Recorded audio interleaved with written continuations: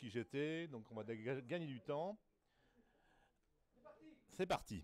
Alors pour les voileux, il va y avoir un petit jeu, les autres aussi ont le droit, hein. La photo, ça s'est passé au Sable d'Olonne, et puis je dirai à la fin de mon intervention ce que c'était. Voilà, vous êtes parti pour... si ça vous intéresse pas, vous avez au moins un deuxième sujet d'intérêt à ce que je vais raconter. Je vais parler de classe virtuelle. Dans le programme, tu avais marqué tout savoir sur les classes virtuelles, alors ça je sais pas faire. Donc je vais juste vous montrer comment moi j'essaie de m'en sortir. Alors qui a déjà participé à une classe virtuelle? Oh non, je crois pas. Participer, invité, suivi, non, et animé encore moins alors.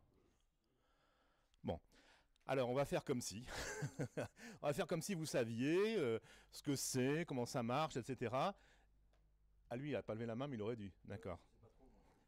Donc ce que je voudrais faire avec vous, il est un petit peu tard, les monologues ça va bien, donc vous m'arrêtez, vous réagissez aux idées que je vais vous proposer. Alors on va quand même essayer de suivre un petit plan pour en parler. On va un petit peu parler de technique, mais je ne vais pas vous embêter avec ça, mais j'ai 2-3 trucs à dire auxquels je tiens. On va parler d'un petit problème de traduction, une petite énigme pour la suite. On va essayer de travailler sur cette question présentielle-distancielle. Je vais essayer de dire ce que j'en pense, ou en tout cas l'expérience que j'en ai. On va parler de bonnes pratiques, de support visuel, de faire de la radio. Bon là je laisse un peu le suspense. Et puis je vais vous inviter à créer de nouveaux formats. C'est parti. Alors, la technique d'abord. Qu'est-ce que je veux dire par là? Ce que je veux dire, c'est que si on n'a pas la technique qui va bien, on ne fera pas de pédagogie. Donc ça a déjà été dit autrement dans la journée, mais la technique, c'est un prérequis. Donc faites gaffe à ce que vous allez faire si vous vous lancez dans ce genre de choses. Si la technique ne fonctionne pas, on n'arrivera jamais pendant l'animation qu'on va faire à faire comme si ça marchait. Donc débrouillez-vous pour vérifier que ça marche, faire les tests avant, etc., etc. Donner les conseils qui vont bien, avoir la bonne bande passante. J'ai mis audio de qualité parce que on va voir que c'est quand même l'audio qui domine dans le mode de communication. La technique, ouais.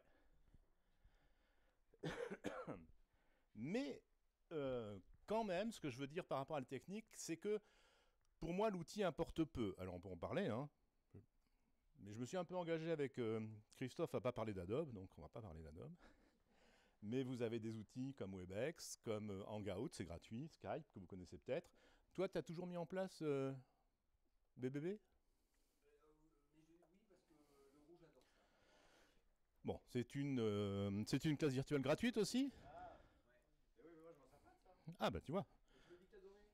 Ah, moi je m'en sers pas pour une raison en fait particulière qui est le fait que c'est forcément l'enseignant qui ouvre sa classe virtuelle qui crée la classe. Il ne va pas la créer en tant que telle. C'est pas tout à fait un outil collaboratif voilà, comme on aimerait rêver en avoir. Mais dans mon institution, certains collègues ne voulaient pas de Gmail, etc. D'accord, ok. Et d'ailleurs, tu pourrais poser la question, quels sont les outils qu'on vient de donner? Alors Webex, c'est le leader mondial. Webex, c'est le leader mondial de l'outil, qui appartient à Cisco, encore une fois, un leader mondial des outils d'informatique. La stratégie de Webex est assez intéressante parce qu'en fait, du téléphone portable à la station de visioconférence, ils ont une gamme qui fait toute la gamme et qui fait que c'est compatible. C'est-à-dire qu'on peut faire une visioconférence avec son téléphone. Voilà. Adobe, j'insiste pas trop, mais moi, c'est l'outil que j'utilise. Hangout, je pense que tout le monde a quand même déjà au moins vu une fois ce que c'était qu'Hangout. Hangout, c'est un outil gratuit qui appartient à Google, qui permet de faire travailler 10 personnes à la fois, et autant qu'on veut, en couplant sur YouTube, où on peut donc assister à ce qui se passe dans YouTube. Etc., etc. Il doit y avoir une bonne vingtaine de produits qui font la même chose. On peut prédire que tout ça va tomber dans le monde gratuit assez vite.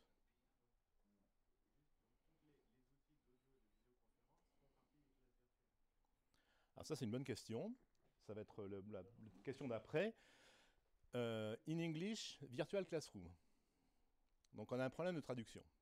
On a traduit Virtual Classroom par classe virtuelle. Ce qui est une catastrophe. Parce qu'on ne fait pas la classe et c'est pas virtuel. Quand vous avez vos participants en ligne, ils sont là. Ce qui est virtuel, c'est la salle. Donc quand les Anglais disent virtual classroom, ils parlent de la room. Donc c'est le mot qu'on n'a pas traduit. Donc on a un petit problème de vocabulaire là. Si vous êtes malin ou si vous avez de bonnes idées, essayez de trouver autre chose comme vocabulaire que d'utiliser classe virtuelle. Visioconférence, pour moi, c'est pas tout à fait la même chose. Parce que visioconférence, c'est les espèces de murs d'images là, que vous connaissez peut-être dans les grandes boîtes, où les, je sais pas quoi, les grands patrons des boîtes du CAC 40 communiquent en direct. Et ils ont sur le mur leurs équivalents à l'échelle 1. L'échelle 1, c'est très important, hein, c'est qu'ils se voient dans le même rapport que ce qu'on se voit tous les deux là. Hein. D'accord. Et ça, c'est des systèmes propriétaires qui appartiennent toujours aux mêmes, Cisco et compagnie. Moi, ce dont je parle, c'est de l'outil. Ah, on va y revenir. T'es un petit peu trop en avance. Parce que ça a à voir avec son robot, là, à un moment donné. Pour moi, ce sont des outils web. C'est-à-dire qu'une simple connexion web doit suffire à faire marcher le bazar. Alors, et ce dont je ne vais pas parler, mais qui est quand même dans la discussion précédente du Jacques qui a parlé avant moi, l'important, c'est ce que vous allez faire avec. Donc l'important, c'est le dispositif dans lequel vous mettez ces machins-là. Et j'adhère complètement à tout ce qui a été dit, commenté, questions, etc. Toutes ces questions-là se posent, on ne va pas recommencer. Hein. Là, on va parler de l'outil classe virtuelle. Mais l'outil classe virtuelle, il n'a d'intérêt que s'il est intégré à un dispositif malin, efficace, pédagogique, pour ce qui nous rejoint ici. Alors, problème de traduction, on l'a dit. Donc, quelquefois, on va parler de présentiel à distance. Et la question que je me pose, alors là aussi je renvoie à tous ceux qui ont essayé le machin, qu'est-ce qui change, qu'est-ce qui ne change pas? Ce qui change, on ne voit pas les participants. Ou si on les voit, c'est timbre poste. Hein. Moi, quand je suis dans la classe virtuelle, il y avait une capture d'écran tout à l'heure. L'écran que j'ai, moi, sur une classe virtuelle, c'est 5 cm sur 4. Hein. Et si je mets mes participants, pas mieux. Donc on ne les voit quasiment pas. Il faut maîtriser l'outil. Ça veut dire que vous ne pouvez pas vous permettre de ne pas savoir faire marcher l'engin en même temps que vous êtes en train de traiter le sujet dont vous parlez. Donc si vous cherchez pourquoi c'est fatigant, ben c'est ça, cette espèce de double charge sur le fond et sur la forme qui fait qu'un des bons plans quand on démarre, c'est de démarrer à deux. Un qui fait le fond et l'autre qui s'occupe de ce qui se passe sur la technique, qui voit les mains qui se lèvent, qui sait regarder où sont les outils, etc. Double tâche, double fatigue. Et puis quelque chose qui est compliqué, dont on a entendu parler tout à l'heure aussi, cette espèce de rapport distance-proximité. Parce qu'ils sont évidemment chez eux, à leur bureau, vous êtes chez vous, à votre bureau, je sais pas quoi, et on est dans un espace virtuel ensemble. Donc c'est pas tout à fait de la formation à distance, c'est presque de la proximité. La classe virtuelle, ça annule la distance. Et c'est pas que du marketing ce que je raconte, hein. On pourrait en faire un argument marketing. Quand on vit ces événements-là, on les vit à proximité des gens. Alors mon univers de travail, c'est la formation d'entreprise, donc ce que je fais très souvent, c'est que je retrouve 1 mois après, 2 mois après, un groupe avec lequel j'ai travaillé en salle. Une des choses un peu magiques que je vous laisse imaginer, c'est que quand je les retrouve à distance, le groupe se remet dans le même état que l'état dans lequel je l'ai quitté. Je ne sais pas si tu partages ça. Et comme on sait bien qu'en présentiel, on n'a jamais 2 groupes pareils, en classe virtuelle, c'est la même chose. J'ai jamais 2 groupes qui fonctionnent de la même façon. Il y a quelque chose que je ne m'explique pas bien. Persistance de la dynamique de groupe à distance, un truc comme ça.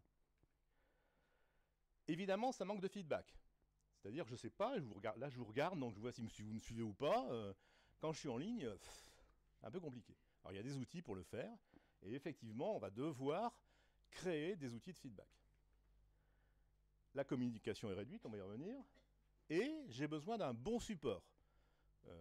Dans ma classe virtuelle, les 3/4 de l'écran sont occupés, on va dire, la plupart du temps par un fichier PowerPoint. On pourrait mettre à la place une application, un fichier météo, un site web, etc. Et je suis plus directif. Donc je suis un peu d'un naturel directif, comme certains d'entre ici, je crois. Mais je crois que quand je suis en classe virtuelle, je suis encore plus directif. Et ça se voit pas. Mais je gère le temps. Je vais revenir pourquoi. Alors, ce qui ne change pas, les consignes, le démarrage, la fonction dont on débute une classe virtuelle, les 5 premières minutes, ça pose le cadre, ça vous met sur les rails, ça lance le bateau, enfin comme vous voulez. Prenez l'image qui vous va bien. Si vous avez réussi votre démarrage, après, ça roule tout seul. On est à l'écoute des participants, encore plus peut-être qu'en face à face, parce que justement, ils ne sont pas là. Donc on va chercher tous les signes, même faibles, de participation. On va devoir imaginer ce qui se passe de l'autre côté de l'écran. Ça, c'est très compliqué, ça. C'est-à-dire que moi, j'ai mon PowerPoint ou mon application sous les yeux. Quand je change de diapo, je ne suis jamais sûr que tout le monde a changé de diapo en même temps. Bah, tu devrais. Tu as un délai de 2, 3, 4 secondes. Moi, j'ai fait des formations on a fait le tour du monde. On a formé au Laos, en Thaïlande, etc. Bon, donc, moi, je leur disais, quand vous voyez le bateau, vous cliquez sur OK. Bon, on y va. Anticiper, c'est ça, c'est l'idée d'imaginer ce qui se passe du point de vue de l'autre. Un jour, j'avais mis un petit bout de film, c'était un AK, là, c'est pour les rugbyman, et je lance le film, tout le monde voit le film, et il y a quelqu'un qui me dit « mais je ne l'ai pas entendu ». Et je me suis fait le film, qu'est-ce qu'elle a oublié de faire, qu'est-ce qu'elle avait oublié de faire. Elle avait fermé ses haut-parleurs, on était au téléphone. La voix passait par le téléphone, mais le son du haka, il était sur les haut-parleurs de l'ordinateur. Et moi, j'y ai pas pensé. Donc c'est ça aussi, prendre le point de vue de l'autre, c'est imaginer ce qui peut se passer de l'autre côté. Alors, suivre une progression, le truc qui marche le moins bien en classe virtuelle, c'est le magistral. C'est-à-dire que ce que je suis en train de faire en ce moment, si je fais copier-coller en ligne de ce que je vais faire, ça ne marche pas. Donc beaucoup de personnes se plantent en animant leur classe virtuelle parce qu'ils font pareil que s'ils faisaient du présentiel. J'irai un peu plus loin pourquoi. Et donc suivre une progression autre que le mode descendant. Et ça, si vous avez un peu d'imagination, vous devez savoir faire des progressions autres que le mode descendant. On continue, et en présentiel, on a peut-être aussi intérêt à faire autre chose que du mode descendant. Expliquer, montrer, démontrer, ça ne change pas. Intéresser, etc. Alors, pourquoi on a ce problème-là? Alors moi, ce qui m'intéressait dans l'histoire, c'était de réfléchir à la communication. Je ne sais pas si vous connaissez ce schéma à droite, là. Personne? Ça vient d'où? Qui c'est qui a écrit ça? Très bien, on fait des copier-coller, on ne sait pas d'où ça vient, bravo. Je déteste quand mes collègues consultants font des choses comme ça. Donc ça s'appelle la loi de Merabian, avec un H entre le E et le R, et qui a dit ce truc-là, que quand on parle, quand on communique, comme on le fait en ce moment, 7% c'est ce que je dis, 38% c'est la façon dont je le dis, et 55% c'est tout le reste, le non-verbal que l'on a entre nous. Il paraît que c'est comme ça que PPDA s'est planté quand il a bidonné l'interview de Castro. La fausse interview. Alors, en fait, cette communication, elle est un peu spéciale parce qu'on fait avec de l'absence. On parle avec des gens qui sont là, mais que vous ne voyez pas. Donc, il y a une certaine forme d'absence. Et je reprends ton concept, Christophe, de téléprésence. Quand tu utilises ton bazar, là, ton robot, tu dis que tu fais de la téléprésence. Pourquoi tu dis ça? Parce que c'est vendu comme ça. D'accord. C'est marqué sur la boîte. Parce qu'on a l'impression d'avoir une présence physique, il y a un rapport avec le détail, il y a un rapport, il y a un mouvement. Et Cisco, quand ils font la téléprésence, c'est avoir la même perspective, la même taille, et puis sentir les mouvements de l'autre, sentir cette proximité-là. Voilà, donc la théorie de Cisco, qui est derrière ça, avec laquelle j'adhère, c'est que si on voit l'autre dans un rapport 1, on a l'impression qu'il est là. Ah ouais, alors moi, tu vois, c'est marrant parce que moi, c'est vrai qu'à chaque fois que je fais des trucs comme ça, où je fais intervenir des gens à distance, je les projette en grand. Ah ouais. Justement, alors, Christophe, quand Tu les mets plein écran. Je les mets plein écran. D'accord. Et avec l'idée pour bien montrer qu'ils sont présents. C'est l'hyper-présence. C'est l'hyper-présence. Si, il est là, regardez. Il a un bouton sur le nez et tout. D'accord. Et alors? Je sais pas, j'ai l'impression que ça marche pas si mal. Ah, c'est une bonne idée. Mais moi, en général, je me mets pas comme ça en plein écran parce que j'ai des choses à raconter. Pas l'image sur l'écran. Eh ben, il faudrait comparer. Ou en rapprochant le groupe du message que tu veux faire passer. Est-ce que le plus important, c'est qu'il me voit ou qui voit le machin dont je parlais. Mais à partir du moment où il y a un grand nombre de récepteurs, on ne peut pas avoir le rapport un pour un. Enfin, c'est pas Bah, possible. les murs d'image, c'est assez impressionnant quand même, hein. Non, mais s'il y a une seule personne, à un moment donné, qu'on doit faire intervenir pour un témoignage devant une classe, comment faire autrement que d'envoyer le témoignage de la personne sur au moins plus grand, que tout le monde puisse le voir, ne serait-ce que ça. Si on regarde ça sur une télé et de la hauteur, de la tête des élèves qui sont devant, celui qui est au fond de la classe, il va pas se sentir concerné. Parce que ce que dit Olivier me semble logique. Bah, prochain coup, les gars, il va falloir se lever quand vous intervenez à distance. Oui, mais moi j'ai fait ça, hein. J'ai fait une intervention, enfin pas moi qui l'ai animé, mais en amphi à Toulouse, et on avait mis une webcam hors de nos PC, puisqu'en général on utilise plutôt la webcam de nos PC, sur pied, orientable, zoomable, et j'allais chercher dans la salle celui qui parlait. Moi, je fais ça. D'accord. Je fais avec une caméra. En fait, d'un côté, je filme la salle pour que les personnes en face, alors ils les voient un peu flous, hein, mais ils les voient quand même. Et de l'autre côté, je projette l'intervention. Ouais, mais après, quand tu as quelqu'un dans la salle qui intervient, je vais le chercher. Alors je vais le chercher, mais des fois je Ouais, vais. d'accord, ok. Alors, si on veut que ça marche, il faut qu'il y ait du rythme. On va revenir sur cette histoire de rythme. Et le rythme que vous allez avoir à distance n'est pas le rythme que l'on a en présentiel. T'es d'accord? Si, je réfléchis, mais ce qui est troublant, c'est que les gens qui interviennent souvent disent non, mais attends, au bout de 10 minutes, moi, quand je fais intervenir des gens à distance, imaginons on fait intervenir quelqu'un ici en visio, souvent, les gens avant disent non, mais là, moi, au bout de 10 minutes, un quart d'heure, j'aurais fini, j'ai rien à dire. Et on va dire que 80% des cas, ça dure plutôt 1 heure, 1 heure et demie, tranquillement. Et ça marche finalement très très. Enfin, Plutôt bien, ouais. plutôt bien. Mais ce qui est assez rigolo, c'est que j'ai pas du tout le sentiment que ce soit. Enfin, Moi, ce que je peux te dire de mon mais expérience, c'est pas de la classe virtuelle, parce qu'il y a un groupe présentiel physique. C'est comme si on était là avec quelqu'un qui intervient. Mais t'as un rapport au temps qui est différent. j'ai un rapport au temps qui est un peu différent. Et ce que je sais, c'est que si je me mets à faire un exposé, si je pars en monologue pendant 10 minutes, un quart d'heure, je les perds. Ouais. D'accord? Ça, moi, c'est C'est plutôt à ça que je pense quand j'y fais recours, c'est avoir un rythme un peu haché, etc. Et ajouter des temps de feedback. Bon, il y a des tas d'outils dans ces machins-là, des sondages, des questionnaires, des quiz, enfin plein de choses qui permettent d'aller chercher le feedback des participants. Et du coup, il faut en mettre pas mal pour que ça se passe bien. Et donc, par rapport à mon petit dessin, ah oui, et s'entraîner, parce qu'il faut que l'usage de l'outil soit familier. Il ne faut pas qu'il y ait de rupture, etc. Et ce qui est très compliqué, c'est de parler de, je sais pas quoi, du service lifté de Borg, en même temps qu'on gère les mains qui se lèvent, les écrans, les machins, les trucs. Donc ça se travaille bien si on s'entraîne, si on en fait régulièrement. Moi, je pense que celui qui n'anime pas au moins une fois par mois, il capitalise pas, il progresse pas, et du coup, il n'est pas très bon. Alors voilà, j'ai effacé les 55% parce que ce qui me paraît caractériser la communication en classe virtuelle, c'est qu'il n'y a justement plus le non-verbal. Il y a plus ce côté, vous me voyez, vous voyez ma posture, etc. Au mieux, vous voyez ma tronche. Et du coup, vous appauvrissez votre communication. Ça va là? Je vous ai pas perdu encore? Alors, mes bonnes pratiques, qu'est-ce que c'est? Je fais court. C'est-à-dire que moi, je ne fais pas plus de 90 minutes. 2 heures, si on me pousse un peu dans mes retranchements. Pourquoi? D'où ça vient, ce chiffre-là? T'es d'accord? Vous êtes d'accord? Oui, mais ça colle avec les temps finalement qui à chaque fois se produisent. Alors, les gens pensent. Alors, pourquoi c'est 90 minutes? Aucune idée. Attends. Moi, je trouve que c'est même long, 90 minutes. Ouais. Ça peut être long. Moi, quand tu m'as dit court, je m'attendais à.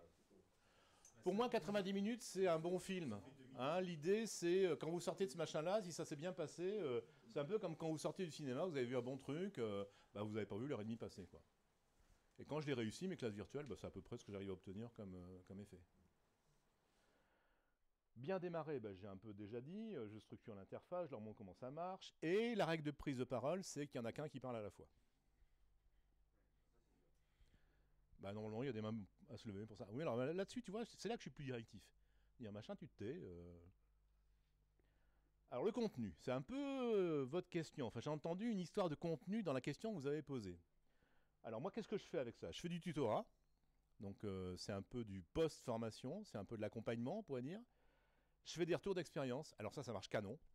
C'est-à-dire que je revois mes participants, mes stagiaires 1 mois, 2 mois après la formation, et il n'y a pas de programme. Le programme, c'est qu'est-ce que vous avez réussi à mettre en œuvre? Racontez. Qu'est-ce que vous n'avez pas réussi à mettre en œuvre? Racontez. Est-ce qu'on peut s'aider? Et est-ce qu'il y a des choses de la formation dont vous ne vous êtes pas servi, sur lesquelles vous voulez qu'on revienne? Avec ça, vous tenez... Et vous faites une fidélisation des... Alors moi, je suis dans un business, hein, je les vends, mes formations. Hein. Il y a une fidélisation des participants ahurissante avec ce genre d'animation. De l'approfondissement, on va aller plus loin, on va mettre des points de vue d'experts, on va mettre des choses comme ça. Et du partage de bonnes pratiques, c'est un peu voisin du retour d'expérience. J'ai besoin de support avec des visuels bien fichus, on va y revenir. Beaucoup d'images. La communication visuelle va être hyper importante pour que ça marche. Et ce que je n'ai pas dit dans le contenu, je vais avoir du mal à faire du contenu comportemental, attitude, relationnel. Par contre, concept, bonne pratique, méthode, alors là en avant.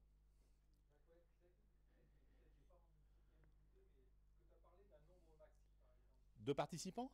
Non. Si je veux que ce soit interactif... Non, en fonction de l'outil, on s'en fiche. Quand tu fais tes hangouts, il peut y avoir 500 personnes qui regardent, ça pose aucun problème. Hein. Dans les MOOC, c'est ce qu'ils ont, ça marche très bien, mais c'est pas interactif. Oui, tu peux la créer l'interaction.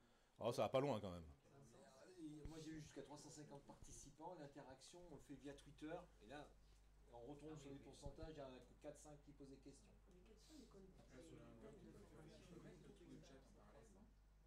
Alors je sais pas si vous avez entendu la question devant. La question devant, quels sont les thèmes de formation que l'on travaille? Donc moi, mon job, c'est formation de formateurs. Donc c'est mes formations de formateurs que je complète par des classes virtuelles, ou dans lesquelles je mets des classes virtuelles. Mais mes petits camarades de la Ségos, la société où je travaillais, on a monté dans tous les domaines du catalogue de la Ségos. Je sais pas quoi, comptabilité, gestion, finance, météo, droit, etc. Le domaine, il n'y a pas de domaine d'exclusivité. Ces machins-là, c'est des outils, hein, comme le téléphone. Alors si, c'est ce que je disais. Si je dois former des gens à la qualité de l'accueil, à un peu psy, là, vous savez, l'entretien non directif ou des choses comme ça, ça va être compliqué parce que justement, j'ai pas ce non-verbal, j'ai pas l'attitude. Alors que si je fais un jeu de rôle en salle, ça je sais faire. Vous voyez ce que je veux dire? Les attitudes de porteur, si vous travaillez ça en psy, là, dans les relations d'entraîneur, c'est assez travaillé. Hein. Si vous travaillez ça à distance, c'est moyen. Parce que travailler, c'est le travailler sur soi, c'est en faire l'expérience, quoi. Et en faire l'expérience quand vous êtes de chaque côté d'un écran, enfin, je sais pas trop, quoi. Quelquefois, ça vient en renforcement de ce qu'on a déjà fait. Avec un petit film, on va s'identifier à un dialogue, bon. Mais c'est pas aussi bon qu'un vrai jeu de rôle dans une salle, quoi. Enfin, moi, c'est mon opinion. Donc plutôt du concept, de la méthode, du process, et des trucs comme ça. Ouais. Alors, dans mon animation, quand je dis qu'il faut du rythme, j'en suis arrivé à la conclusion qu'il faut qu'il se passe quelque chose toutes les 3 minutes. Le « il faut qu'il se passe quelque chose toutes les 3 minutes », c'est au minimum un changement de diapo. Mais si ça peut être autre chose, c'est mieux. C'est-à-dire si je peux faire un tour de table, si je peux faire passer une vidéo, si je peux faire un quiz. Voilà. Donc je vais insérer dans mon scénario de classe virtuelle des événements. Même les surprendre. Donc prendre un point de vue d'avocat du diable. Et s'il n'y a pas quelqu'un dans le groupe qui le fait à ma place, ben moi je le fais, je l'ai anticipé. Contre-pied. Et la voix va être, pour moi, le canal fort. Et j'appelle ça faire de la radio.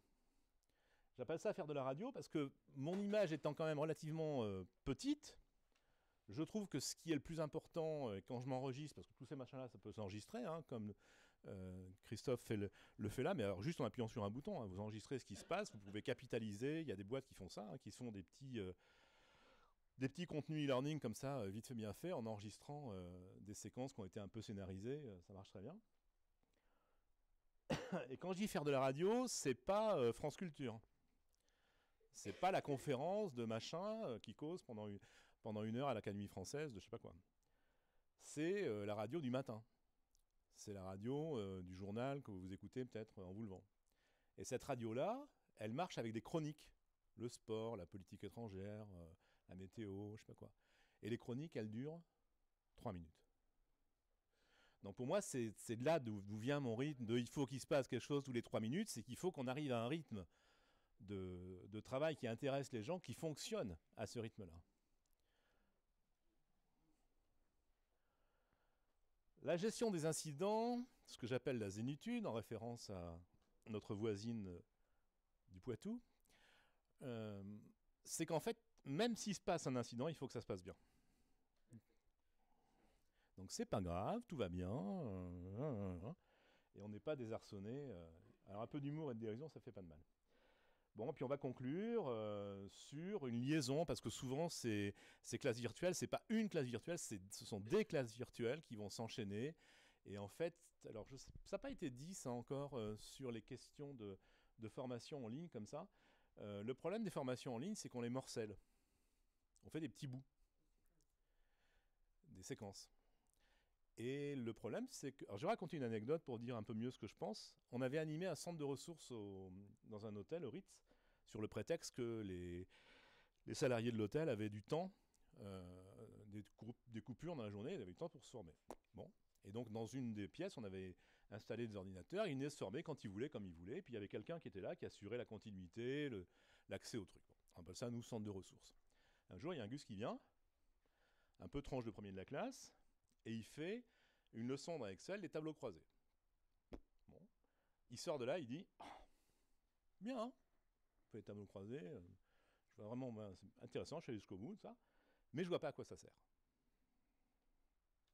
Donc le profil, je comprends tout, j'ai bien fait les étapes qu'on m'a demandé de suivre, mais je vois pas le sens.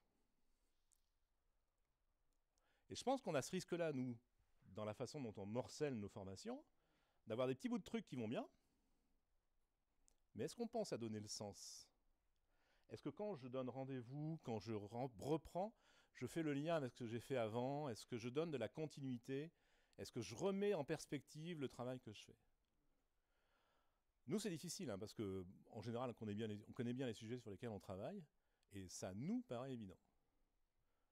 Et je pense que l'anticipation, c'est justement notre capacité à aller chercher les participants là où ils sont et de les amener avec nous. Et ça reste quand même... C'est mieux fait par un humain que par une machine, quoi. Et donc, la vertu peut-être de ces moments-là, c'est de remettre de l'humain dans nos processus mécanisés.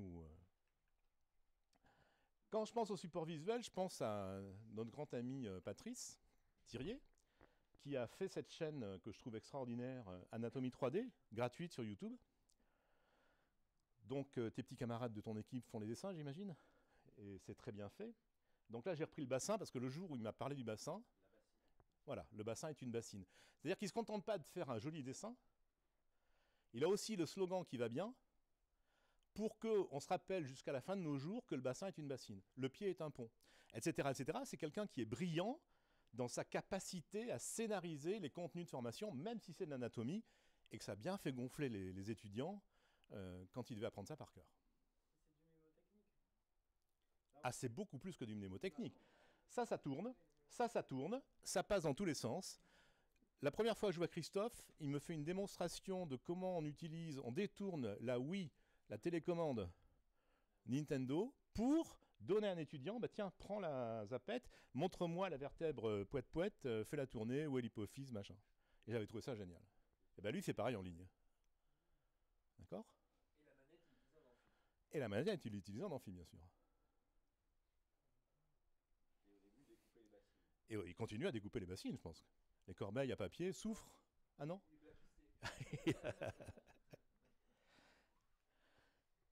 Alors, faire de la radio, c'est quoi ? Bah, c'est une voix dynamique, non pas trop neutre, là, pas trop grise, pas de monologue, je l'ai dit. Jouer à l'intervieweur, même si vous êtes tout seul, vous pouvez vous poser des questions à vous-même, ça marche. Ouais, si, mais c'est très facile. Non, mais même... je pourrais me demander si, si les anticyclones sont l'inverse des dépressions. Enfin, je sais pas quoi, on peut démarrer là-dessus. On peut faire des choses très très compliquées sur un mandat interrogatif.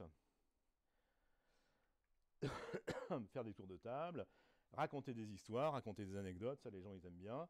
et à s'aider d'un bon support visuel. Bon. Et mon modèle, du coup, bah, c'est plutôt le journaliste. C'est-à-dire que je pense que le formateur, enfin celui qui fait le métier d'apprendre aux autres, il a intérêt à aller regarder comment travaillent les journalistes. Et peut-être pas que les journalistes, peut-être aussi les publicitaires, qui sont pour moi les rois de mettre en scène, de trouver des façons de faire, pour passer des messages un peu compliqués.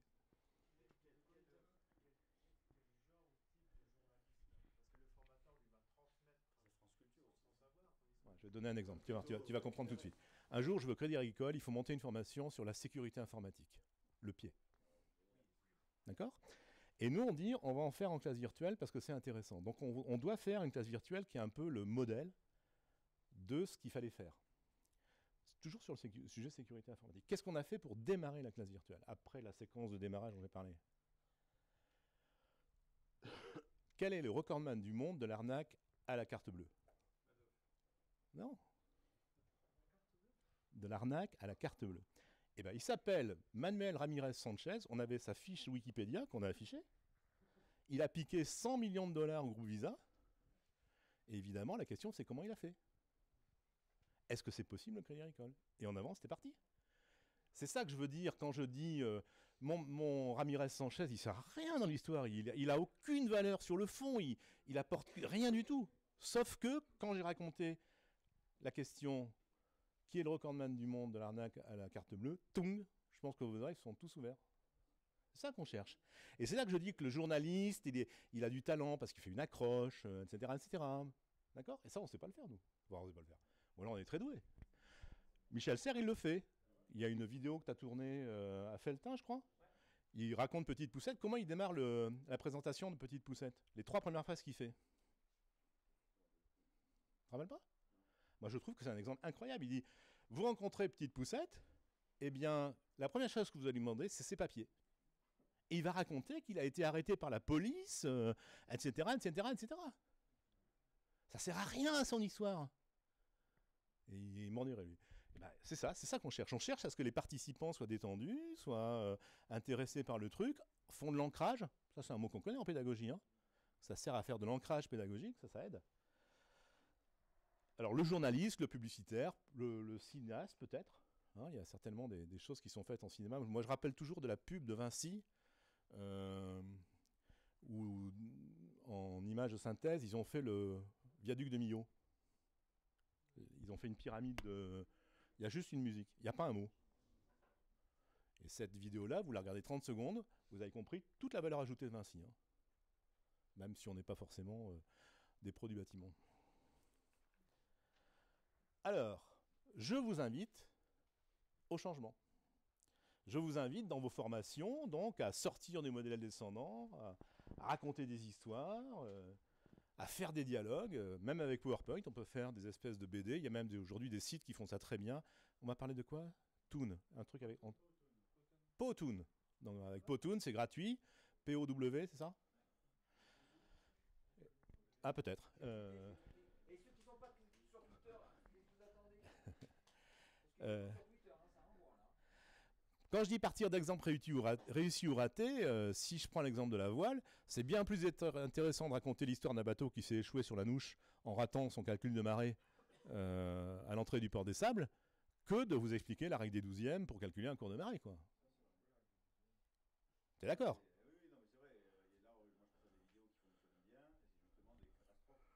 Voilà, la vidéo erreur, c'est un truc qui marche à tous les coups, ça.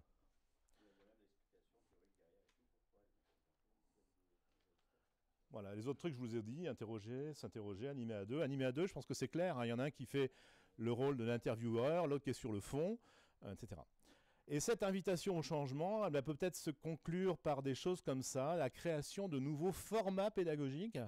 Alors, je sais pas, les voileux, vous n'avez pas le droit de répondre là. Vous savez ce que c'est que ce machin-là ? L'image ? Avec Jimmy Pain et Gilbert Véan. Alors, Jimmy Pain, il est un petit peu connu ? Non. Ça pourrait être Stade 2, mais c'est pas Stade 2. C'est le Café de la Marine, financé par le Télégramme. C'est une web TV. Ah, c'est écrit dessus. Et en fait, Jimmy Pain, qui est un voileux journaliste, on peut dire ça ? Enfin, qui fait plein de trucs. voilà, une grande gueule, passe bien à la télé, interview toutes les semaines les stars du monde de la voile, et tous les branchés voile, ils écoutent toutes les semaines religieusement le Café de la Marine, ils se le repassent régulièrement, et c'est tout simple à faire, quoi. Bien sûr que si, ils ont inventé ce format dans le monde de la voile. Dans le monde de la voile, ils tournent ça à Lorient, à la base sous-marine, là, au truc Tabarly, là, et c'est public. Donc en plus, il y a souvent des gens qu'on reconnaît dans le public, parce que le monde de la voile, il n'est pas si grand que ça.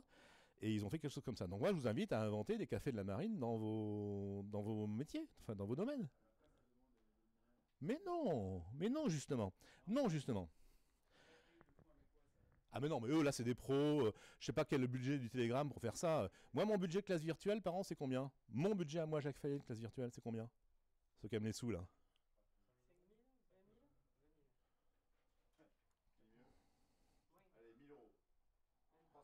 500. Je paye ma classe virtuelle 500 € par an. Et ça comprend le fait d'avoir une salle infiniment utilisable avec infiniment de participants, etc. La seule chose que je peux pas faire, c'est que je peux pas en faire 2 à la fois. Classe. Non, c'est un droit d'utilisation du bazar. Mais Webex, c'est au même prix. Et donc, il y a des gratuits. Donc, l'argent est certainement pas un obstacle à ce truc-là. Et encore une fois, vous avez le droit d'avoir plusieurs caméras. Vous pouvez aller faire de l'interview sans vous déplacer. Moi, je fais souvent ça. Hein. J'interviewe quelqu'un qui est à l'autre.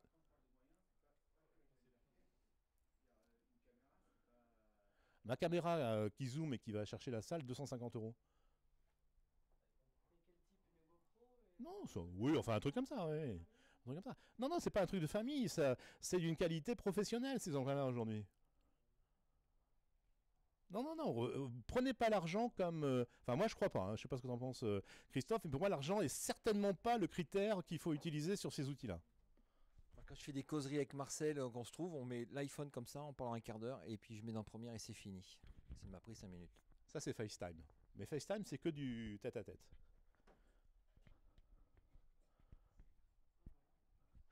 Alors, les 20 minutes de l'expert, c'est quoi? Vous êtes dans votre sujet, vous identifiez un expert, et puis toutes les semaines, il y en a un qui change, et puis vous allez l'interviewer. Le café de la marine, c'est un peu ça. Hein. Ils vont chercher un navigateur un peu connu, ils le font causer pendant 20 minutes, et puis après, ils passent au suivant. Bon. Le débat de la semaine. Alors, de la semaine, du mois, ce que vous voulez. Des retours d'expérience, des gens qui auront raconté leur tour du monde en Obicat. Le ça vient de sortir, je sais pas quoi, les bouquins, etc., etc.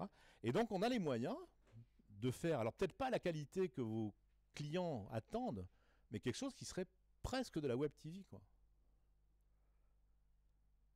En tout cas, moi je vous encourage à essayer, voilà, point de suspension, parce que c'est en essayant que vous allez avoir de bonnes idées.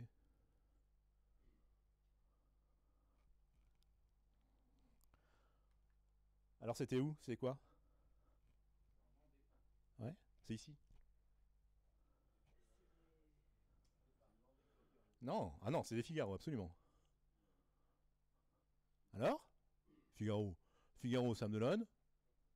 Solo Maître Coq, qui aura lieu au mois d'avril, ici. Voilà, monsieur Battier.